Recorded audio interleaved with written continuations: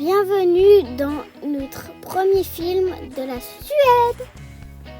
Nous allons vous parler de différents endroits que nous avons visités, comme Torsby, Nusnäs, le lac Siljan, les mines de cuivre de Falun ou encore Stockholm, la capitale. Ici, au bord de la route, on trouve des panneaux « Attention aux élans ».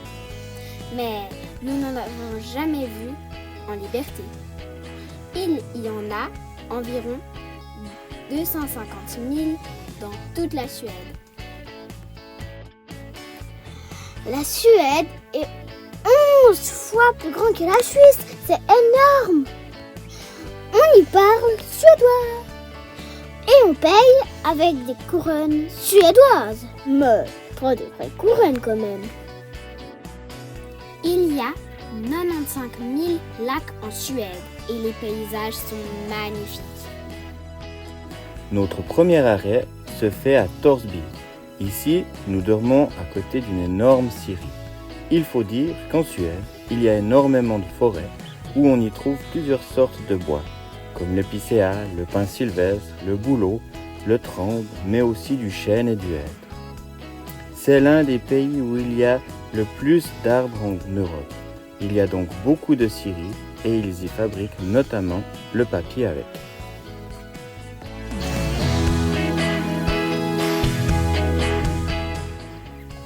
Avec ces arbres, on fait des belles maisons en bois.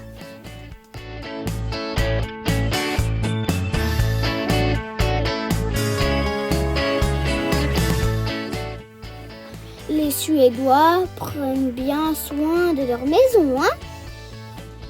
Il y a très peu de déchets qui traînent. Il y a des coins incroyables pour jouer à cache-cache, pour se promener, pour tout, pour même regarder le lac, pique-niquer, tout.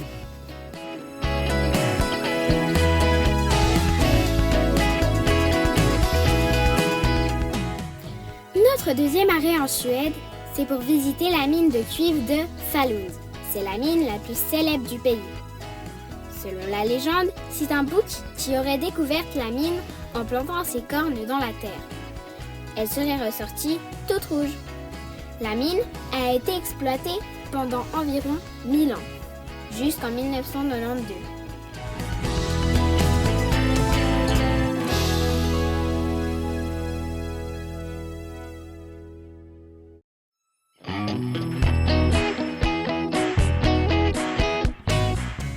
Avec le cuivre qu'on trouve dans cette roche, on peut fabriquer beaucoup de choses, comme des chenaux, des maisons, des fils électriques, des instruments de musique.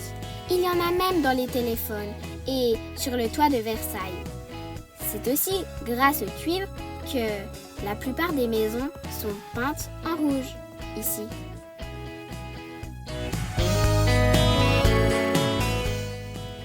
Nous rendons aussi au bord du lac Siljan, où nous visitons plusieurs jolis villages typiques comme Nusnäs ou Rättvik. À Nusnäs se trouve une fabrique de petits chevaux de bois. Ces chevaux étaient fabriqués par les bûcherons pour leurs enfants au début. Puis, ils ont été peints en rouge grâce aux pigments trouvés aux mines de Falun.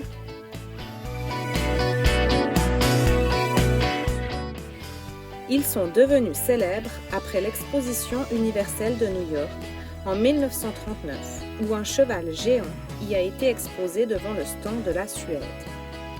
Maintenant, ces chevaux sont coupés par des machines, mais tout le reste est encore fait à la main, du ponçage à la peinture.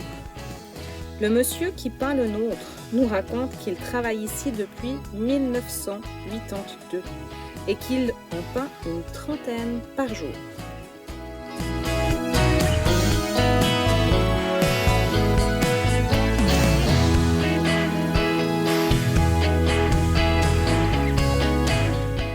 Apparemment, ils aiment aussi bien peindre les cabines téléphoniques. Hein.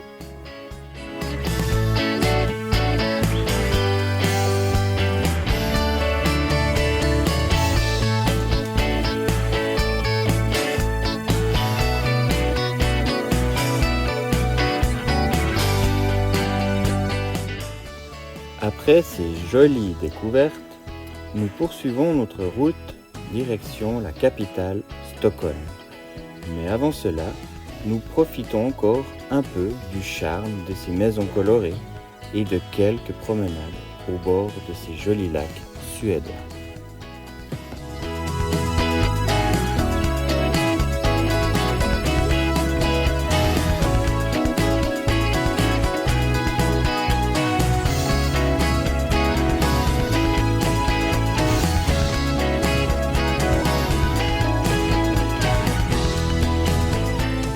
Nous goûtons aussi à quelques spécialités, comme leur pain croquant qu'ils appellent knäckebröd. Il n'est pas pratique à ranger dans les placards, mais il est très bon. On a aimé les canelbulets. C'est du pain sucré à la cannelle.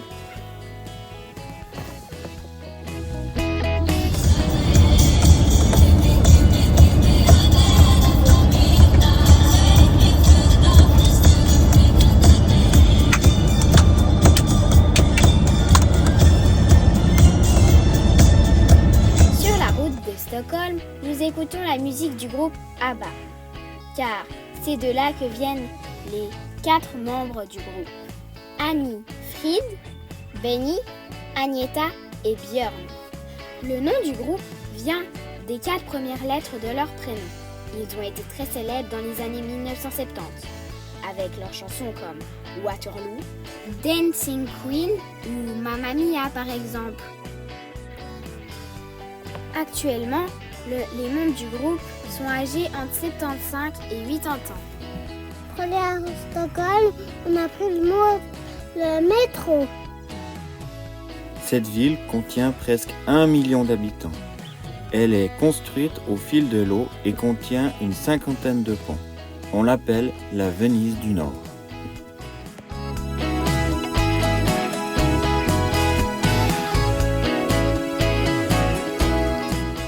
À Stockholm, on trouve différents quartiers. Un des plus célèbres est celui nommé Gamla stan.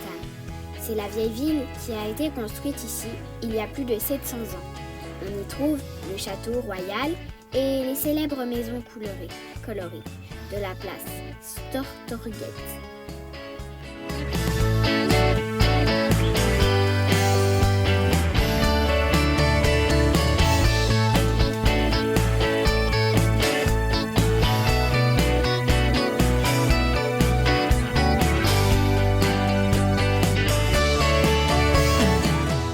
Après s'être promenés devant quelques monuments, nous nous rendons sur l'île des musées et nous choisissons le musée Vasa.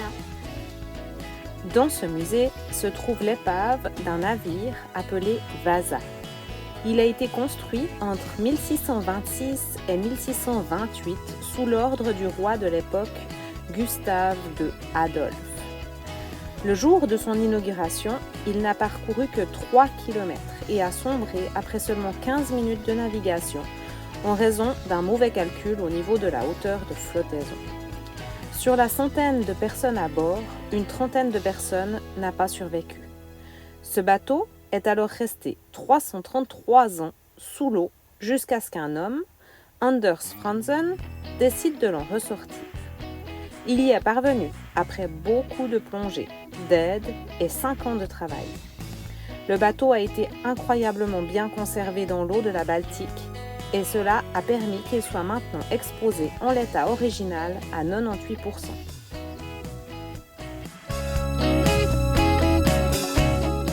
En Suède, on a aussi eu le droit à des magnifiques spectacles de la nature. On vous les partage et on vous dit à tout bientôt!